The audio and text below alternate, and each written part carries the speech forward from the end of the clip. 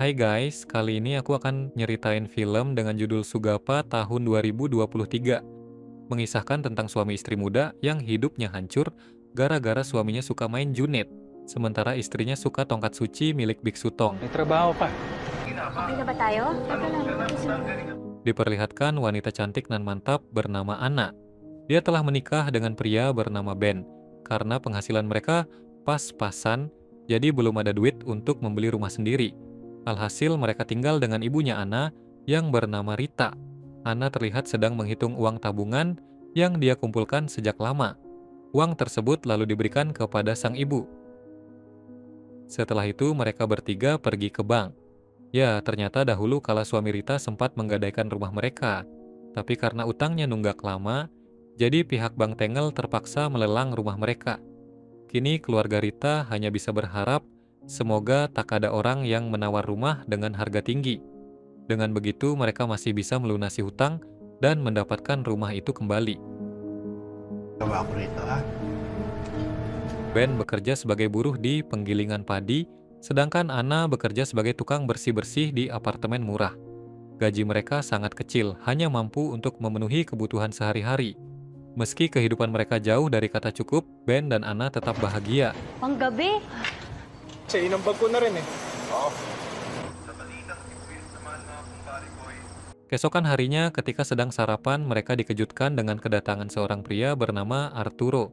Pihak bank mengabari kalau Arturo telah memenangkan lelangan properti milik Rita.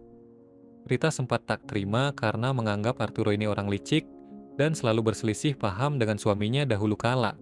Meski ini adalah tanah warisan untuk Rita, namun mereka tidak bisa apa-apa karena bank sudah melelangnya. Hindi na eh!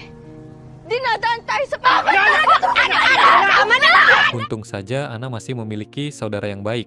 Dia membiarkan mereka bertiga tinggal sementara di rumahnya. Malam itu Ana dan Ben ngobrol serius. Ana ingin pergi ke kota untuk mencari pekerjaan baru agar mereka bisa cepat mendapatkan rumah. Ben pun mengiyakan, kebetulan dia punya kenalan di kota, jadi dia bisa sekalian nyari info lowongan kerja. Ben dan Ana segera berangkat ke kota dengan bus.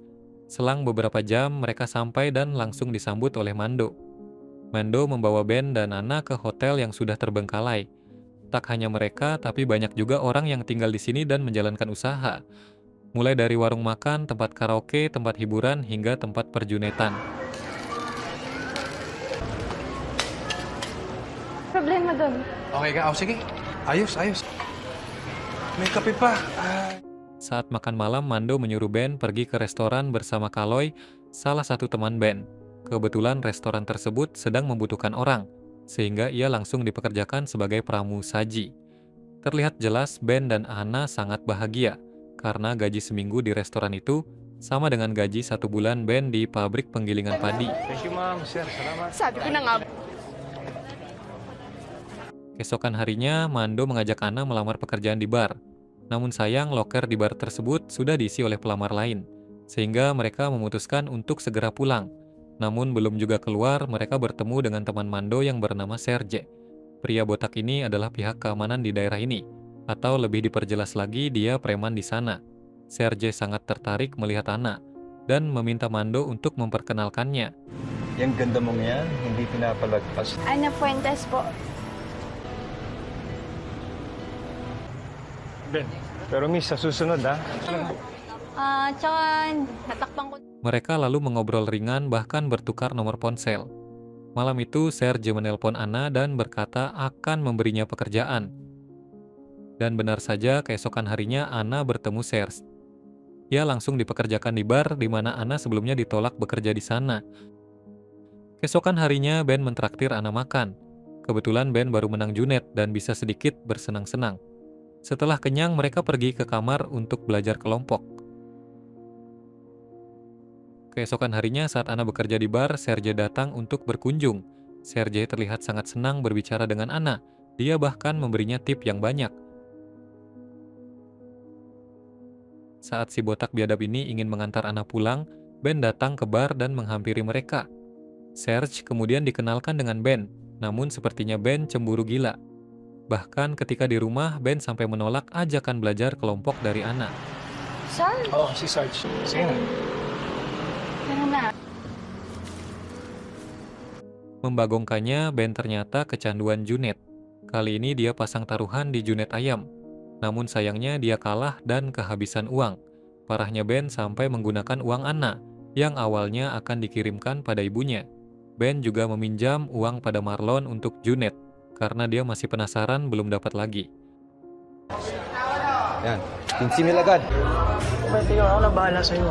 Hindi po. Setelah hutangnya numpuk, Ben terus menghindari Marlon yang menagih hutang. Hingga Marlon dan anak buahnya datang ke apartemen Ben dan memintanya langsung. Saat itu Ben tidak punya uang untuk melunasi hutangnya. Sehingga Marlon pun kesal dan terjadilah pertarungan sengit antara Ben dan Marlon CS. Tentu saja Ben dihajar habis-habisan. Untungnya Mando datang dan memisahkan mereka. Marlon sepertinya masih menghormati Mando sehingga dia dan anak buahnya segera pergi. Mando tampak kecewa dengan kelakuan Ben yang suka Junet. Kampretnya Ben yang tidak tahu diri ini malah berencana meminjam pada Mando. Jelas saja si Mando menolak. Si Mando malah menyarankan agar Ben membuat video belajar kelompok bersama Anna. Nantinya dia bisa menjual video tersebut pada produser film nakal. Sampainya di rumah, Anna marah besar saat mengetahui suaminya yang otaknya didengkul itu. Hidup lagi susah-susahnya, malah banyak utang karena berjunet. Ben beralasan kalau dia berjunet demi melipat gandakan uang. Tapi Anna tahu kalau perjunetan hanyalah akan membawa kesengsaraan. Ana, sandali. Mahal. Keesokan harinya, Marlon kembali meneror Ben dengan menagih utang. Karena sudah sangat pusing, Ben nekat mengikuti saran dari Mando. Dia datang ke studio remang-remang, lalu menjual video belajar kelompoknya dengan Anna. Awalnya Ben sempat ragu, namun uang yang ditawarkan cukup untuk membayar utang ke Marlon. Jadi Ben pun terpaksa menjualnya. Di bar tempat kerja Anna, tukang masak melihat video kerja kelompok Anna dan Ben. Jelas saja Anna langsung kaget saat melihat video tersebut, seolah tak percaya dengan kebodohan yang dilakukan oleh suaminya. Akibatnya Anna dan Ben bertengkar hebat di rumah. Anna murka karena merasa dipermalukan oleh suaminya. Mereka pun akhirnya berpisah tapi tidak cerai. Ano nangyari, Ben? Pinamay mo ka!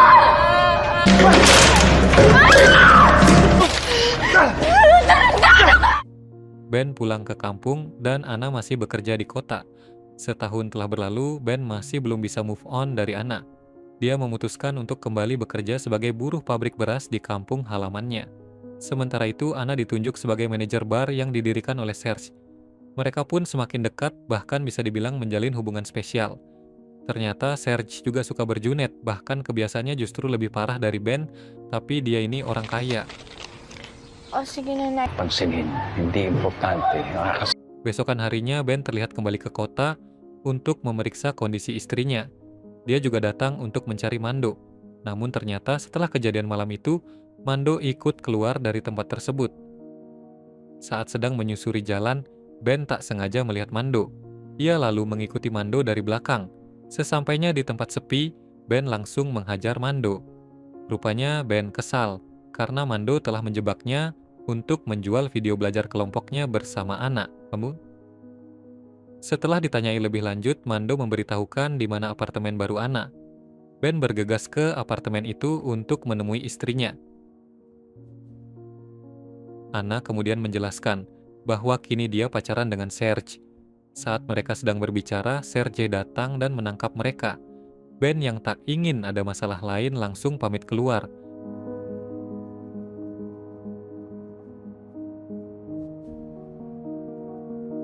Keesokan harinya, saat Serge tidak ada di rumah, Ben dengan berani datang ke kamar Anna. Betapa terkejutnya Ben melihat wajah Anna yang kini dipenuhi luka lebam untuk kabur dari Serge. Namun penjaga di rumah Serge cukup banyak sehingga terjadi perkelahian antara Ben dan mereka. Masalah bertambah parah ketika Serge menembaki Ben dan Anna. Ben pun sempat melakukan perlawanan dengan balik menembak menggunakan pelintengan yang dia curi. Setelah berjalan jauh, mereka malah terjebak di jalan buntu. Ben menyuruh Anna untuk memanjat tembok. Namun saat Ben hendak menyusul, Serge datang dan menikamnya berkali-kali dengan pames. Meski Ben berhasil turun dari sana, Serge masih sempat menjambak Anna. Ben kemudian memukul kepala Serge dengan tongkat besi hingga dia meninggoy.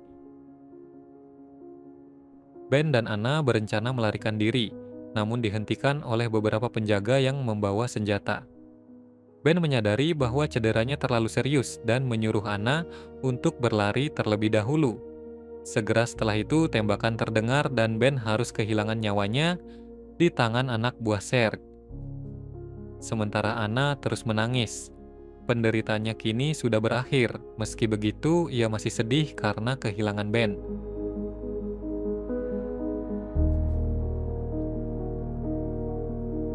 Itulah cerita film Sugapa.